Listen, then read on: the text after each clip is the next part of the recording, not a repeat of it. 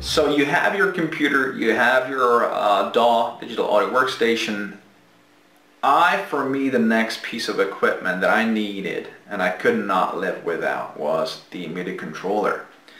Now, you can start making music already. You have your computer, you have your recording software, DAW. You can start making music. You can take your computer mouse, start clicking on things. Actually, you can bring up a virtual keyboard and all of them and start making music with that. To me, that is impossible.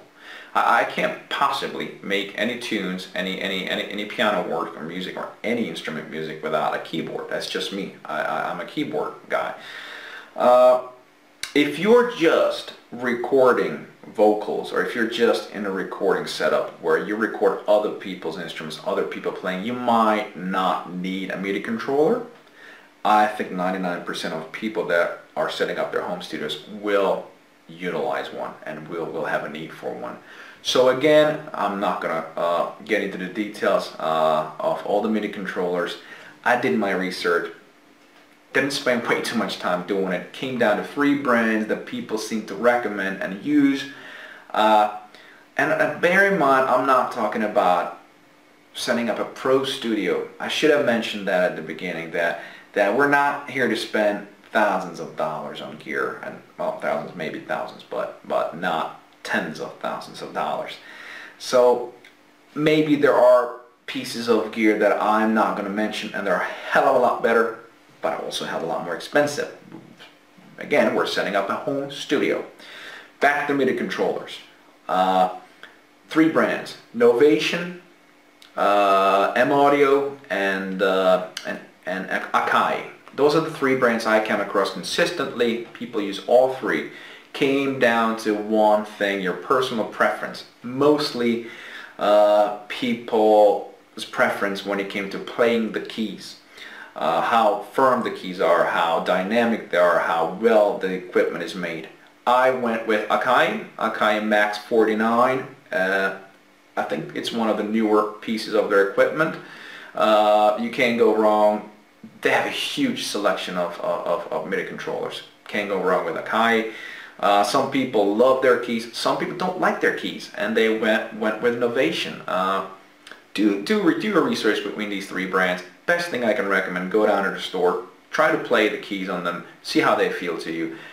Honestly, when I started, when I brought home the Akai, the keys felt kind of firm, too firm for me. I was used to keyboards before, and the keys were not as dynamic, not as firm, so I had to get used to pressing them harder to get the sound out.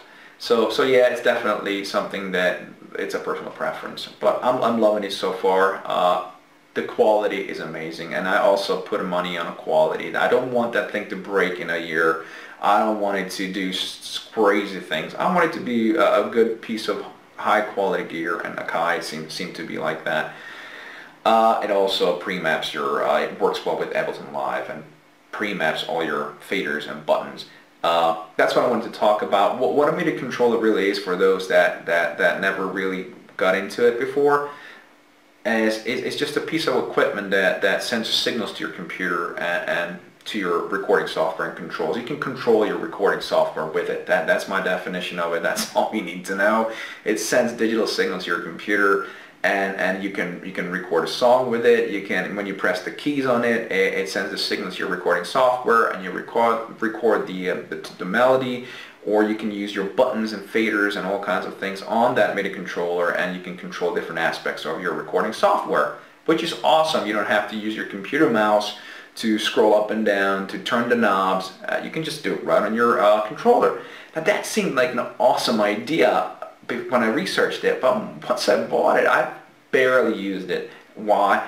I'm not used to it yet. It's just too much stuff happening. I just go with my mouse, use that little turn knob in the software itself, because it's pre-mapped for you. So, but I have to figure out where is it pre-mapped to. I mean, you can change the mappings on those knobs and what they control in your recording software, but I just, I didn't bother. I really concentrated on playing the music.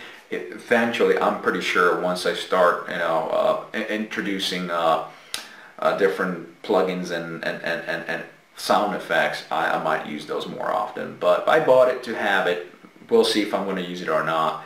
It wasn't the cheapest piece of equipment because of all the knobs and faders. You can get cheap MIDI controllers without all that fancy stuff, just the keys. I think here you could save some money. You don't have to go with all the bells and whistles of a MIDI controller. If you're just really wanting it to play keys, I think you could save some money here. It is not the most expensive gear MIDI controller that is going to make a difference in your life. I don't think it is. Cool thing about MIDI, which was never possible in the past for those who are stuck in the past like me. Once you record your music with the MIDI control in your recording software, it's there in digital format. Hallelujah! That means you can change it if you miss a note, if your tempo is a bit off, if you decided that sound you picked, the piano instrument, is not the one you wanted, you can switch it. You can change the note. You can click and drag and add a note, delete a note. You change the tempo. It really is awesome. I mean, when I started playing with it, I'm like, whoa, my God. This was not like that in the past. In the past, you recorded it and you made a mistake, you had to re-record the whole thing in a home studio. Maybe the pros did it differently, but man, it was a pain in the ass. The MIDI stuff makes it so easy, and that's all I got about that. Get yourself out there in the store, play some of them. Don't buy the cheapest one. Cheapest one's either going to fall apart on you, or the keys are not going to feel right, or it's going to do quirky things and not send the right signal to your recording software, and it's not going to be good. Get something middle line. Don't go crazy if you don't need it. This is where you can save money.